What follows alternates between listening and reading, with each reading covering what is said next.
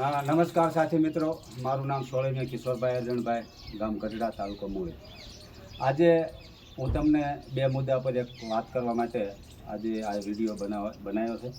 તો વિડીયો બનાવવાનું એક કારણ છે કે અમારા ગામની અંદર, ગઢડા ગામની અંદર શૌચાલયનું બહુ મોટું કૌભાંડ થયું છે. એમાં અગાઉ એક વખત 187 નામ શૌચાલય બાબતે આવ્યા અને 187 લોકોને શૌચાલય બની ગયા. ત્યારબાદ ફરી વખત બીજા 57 જેવા નામ એટલે કે શૌચાલયમાં આવ્યા અને શૌચાલય અમારા ગામમાં ગરડામાં બની ગયા. એટલે ટૂંકમાં 240ની આસપાસ શૌચાલય ગરડા ગામની અંદર બની ગયા અને એના પેમેન્ટ ને બધું પૈસા બધું ઉપડી ગયું.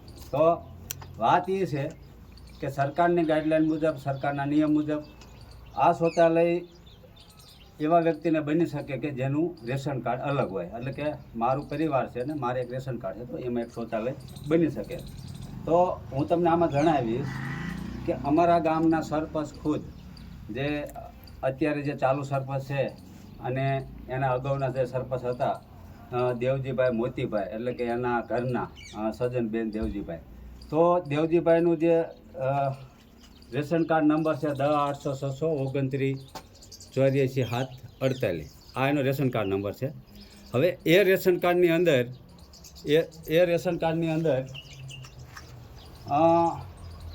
આજે મારા પાસે જે છે આખું શૌચાલયનું લિસ્ટ છે, આ બધું લિસ્ટ છે અને આ લિસ્ટની અંદર નામ છે. એમાં ક્રમાંક 24 નંબર ઉપર એનો જે આઈડી નંબર છે,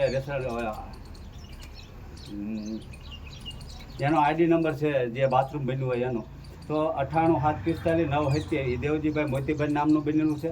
ત્યારબાદ 151 નંબરે એનો આઈડી નંબર છે 98-750-921 સોળીમિયા દેવજીભાઈ મોતીભાઈ.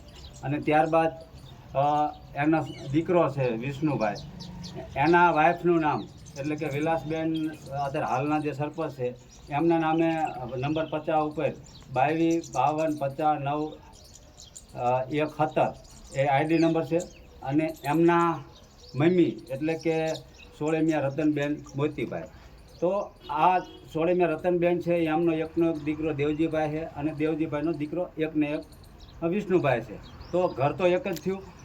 રેશન કાર્ડ એક અલગ અલગ છે પણ એક ઘરમાં 4 બન્યા. એમાં 49 નંબર ઉપર 49-50-70-25-80 એટલે એક ઘરમાં 4 બન્યા. ત્યારબાદ એક બીજું એવું ઘર છે, આ લિસ્ટમાં જ નામ છે, આમાં મારું કાંઈ બનાવેલું છે નહીં. તો એમાં છે રામાનુજ બળદેવ મોહનદાસ, એમના નામનું આ રેશન કાર્ડ છે અને રેશન કાર્ડમાં કુલ નાનો દીકરો થઈ અને 7 સભ્ય છે, કુલ 7. અને આ દેવજીભાઈ મોતીભાઈનું રેશન કાર્ડ છે, સોળીમિયા દેવજીભાઈ, સોળીમિયા સજ્જનબેન અને સોળીમિયા વિષ્ણુભાઈ ને વિલાસબેન ને એક નાનો દીકરો છે. આ એમનો રેશન કાર્ડ નંબર છે. અને એમના ઘરમાં ટોટલ 5 સભ્ય છે, નાના દીકરા હોત થઈને. અને એમના ઘરે બાથરૂમ બન્યા 4, બરાબર. ત્યારબાદ આજે છે રામાનુજ બળદેવ મોહનદાસ, એમના ઘરે ટોટલ બાથરૂમ બન્યા 6. એક ઘરમાં 6 બાથરૂમ. કુલ નામ નાનો દીકરો હોતે થઈ 7 નામ છે અને બાથરૂમ ઘર 6 બન્યા. એનું 110 ક્રમાંક નંબર ઉપર છે 98-74-54-04 રામાનુજ જયેશ બળદેવદાસ. 6 નંબર ઉપર છે 97-91-70-56 બળદેવ મોહનદાસ. ત્યારબાદ છે 43 નંબર ઉપર 97-95-91-04 જયેશ બળદેવદાસ. ત્યારબાદ છે 38 નંબર ઉપર 22-52-50-91-31 આઈડી નંબર છે અને રામાનુજ મધુબેન બળદેવદાસ. ત્યારબાદ 39 નંબર ઉપર 22-50-66-70-27 સંજય બળદેવદાસ. અને ત્યારબાદ 40માં નંબર ઉપર 22-52-50-91-48 રામાનુજ સોનલબેન જયેશભાઈ. આ તમામ નામો આ લિસ્ટની અંદર છે અને આ એમનું રેશન કાર્ડ અને રેશન કાર્ડનો નંબર છે. તો આવી રીતે જે 244 જેવા બાથરૂમ ગઢડાની અંદર જે બનાવ્યા, એક બાથરૂમના 12,000 લેખે ગણીએ તો બહુ મોટો 20-30 લાખનો ભ્રષ્ટાચાર ગણવામાં આવે. અને આ એક થઈ બાથરૂમની વાત. તો મારી એક માંગ છે કે આ જે ટીડીઓ, તાલુકા વિકાસ અધિકારી અને જિલ્લા વિકાસ અધિકારી મોટા બણગા ઠોકે છે, મોટી વાતો કરે છે, તો એમની રહેમ નજર હેઠળ તલાટી, સરપંચ ને આ બધા મળીને આવડા મોટા ભ્રષ્ટાચાર કરતા હોય, બાથરૂમ ખાઈ જતા હોય, કાંઈ બાકી મૂક્યું નથી, તો આવડા લોકો પર એક્શન કેમ નથી લેતા? એક્શન નહીં લેવાનું કારણ મારી પાસે એક બીજું પણ એક ઉદાહરણ છે, અને હું આના પછી બીજી વાત કરીશ. તો મારી આ ટીડીઓને અને જે જિલ્લા વિકાસ અધિકારી અને આપણા બાવળ પ્રાંત સાહેબ આ વિડીયો જો એમને મળે તો એ પણ આમાં થોડુંક ધ્યાન દે એવી મારી વિનંતી છે. ત્યારબાદ આપણે 21/7/2025 આ જ્યાં હું ઊભો છું આ પંચાયત છે. રાજુભાઈ આમ વિડીયો આમ ફેરવું છું, આ બાવળ ઉગી ગયા છે અને આ પંચાયત ઘર છે. જો આ નવું બનેલું, આ માંગે જો આ માંગે બતાવો, બરાબર છે. આ છે અમારા ગઢડા ગામની નવી પંચાયત ઘર, જે આનું કામ દોઢ વરા પહેલાં 18 લાખનું બજેટ હતું અને આમાં આ પંચાયતનું કામ ચાલુ થયું. તેમાં મેં આપણે મુખ્યમંત્રી સાહેબને એક અરજી કરી, ઓનલાઈન અરજી કરી અને એમાં આપણે જણાવવામાં આવ્યું હતું કે આ પંચાયતની અંદર જે બહારથી કોન્ટ્રાક્ટર કામ કરવા આવેલો હતો અને એ કોન્ટ્રાક્ટરે ગામના સરપંચને કીધું કે આમાં મારે જોબ કાર્ડમાં રોજગારી નાખવી પડશે, બરાબર છે. એટલે ગામના સરપંચે લાગતા વળગતા જે આ લોકોએ સહી કરી છે, આ લોકોએ આ લાગતા વળગતા ટોટલ 27 નામ, એટલે કે 27 વ્યક્તિ આ પંચાયતમાં કામ કરવા માટે આવ્યા. જોકે આયા કોઈ નથી, અહીંયા જે કામ કરવા આવ્યા એના વિડીયો, અહીંયા જે માલ બનાવતો હતો એના વિડીયો, અહીંયા મજૂરો જે બહારથી દાહોદ બાજુના હતા એનો વિડીયો, આ બધું મારા પાસે છે હાજર. તો આ પંચાયતમાં મેં સાહેબને અરજી કરી એટલે ટીડીઓ અને ટીડીઓના માણસો આ પંચાયતના જે 4 લાખ ખાવાના ભ્રષ્ટાચારમાં સામેલ હોય એવા લોકોને, જેને ભ્રષ્ટાચાર કરવામાં જેનો હાથ હોય એવા લોકોને બોલાયા. એટલે કે જેના જોબ કાર્ડ હાલતા હતા એને પંચાયતે બોલાવીને બધાને સહી લેવામાં આવી. સહી એવી રીતે લેવામાં આવી કે તમે પંચાયતમાં કામ કરવા ગયા હતા, તો એવો ભાઈ તો હાથ પાડે, કેમ કે એને જેના ખાતામાં 15-20 હજાર કે 50 હજાર આવ્યા અને 10 હજાર મળ્યા એટલે તો હાથ પાડવાનો. આવી રીતે એમને હા પાડાવી પડાવી અને 27 લોકોને સહી કરી મારી અરજીને દફતર કરવામાં આવી. તો ટીડીઓ સાહેબની ફરજ એ આવે કે એમને ગામમાં પંચરોજ કામ કરવું હોય તો બીજા લોકોનું કરવું જોઈએ, મને મળવું જોઈએ કે ભાઈ તમારી પાસે ₹100 શું પુરાવા છે. તો આવી રીતે મને મળ્યા વગર આ અરજી મારી કાગળિયા ઉપર થપ્પો બનાવી દીધો. અને બીજું એ પણ કહું કે આમાં જે સહી કરનાર છે લોકો, જે સહી કરનાર લોકો છે એવા લોકો, આ જે સહી કરનાર લોકો છે ને એમના વિડીયો પણ મારા પાસે.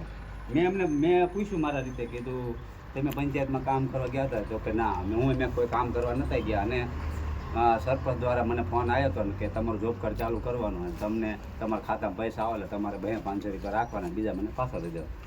તો આ જે લેબરો જે ગામના જોબ કાર્ડ ધારકો હતા એમની પાસેથી આવેલા પૈસા અમારા ગામના સરપંચશ્રી દ્વારા આ પંચાયત બાબતના પૈસા ખવાઈ ગયા.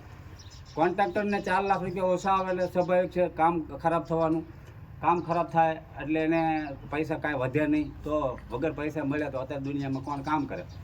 એવી રીતે આ પંચાયત હજી 1.5-2 વર્ષ થવા આવ્યા, હજી 2 હાલતમાં પડી છે. જો આ બાવળ ઉગી ગયા, જો આ બધી બાવળ ઉગી ગયા છે. તો આ અરજી બાબતે અને આ શૌચાલય બાબતે અમારા એક આગેવાન છે અશોકભાઈ મકવાણા, એમને થોડાક દી પહેલાં ટીડીઓ સાહેબને રજૂઆત કરી હતી. તો આ મારા સામે પુરાવા સાથે છે, આ પુરાવા સાથે જુઓ, આ રેશન કાર્ડ નંબર, આ બાથરૂમનો નંબર, ID નંબર, બધું તમામ. હવે હજી બીજું આમાં ગોતવા બેવું તો હજી ઘણું બધું નીકળે એવું છે, પણ આપણે પાસે એટલો ટાઈમ નહોતો એટલે આટલું ગોતીને લોકોને જાગૃત કરીએ. અને જે કોઈ આમાં જે સરપંચ હોય, સરપંચના મિલીભગતથી થયું હોય તો એને તાત્કાલિક ધોરણે જે એને ગેરરીતિ આચરી છે તો એમાં એને સસ્પેન્ડ કરવામાં આવે. અને જે લોકો આ ભ્રષ્ટાચાર કર્યો છે આ લોકોએ, એમને માથે કાયદેસરની FIR થવી જોઈએ. હમણાં બોટાદની અંદર ખેડૂતો એનો હક માંગવા ગયા તો તરત FIR થઈ ગઈ.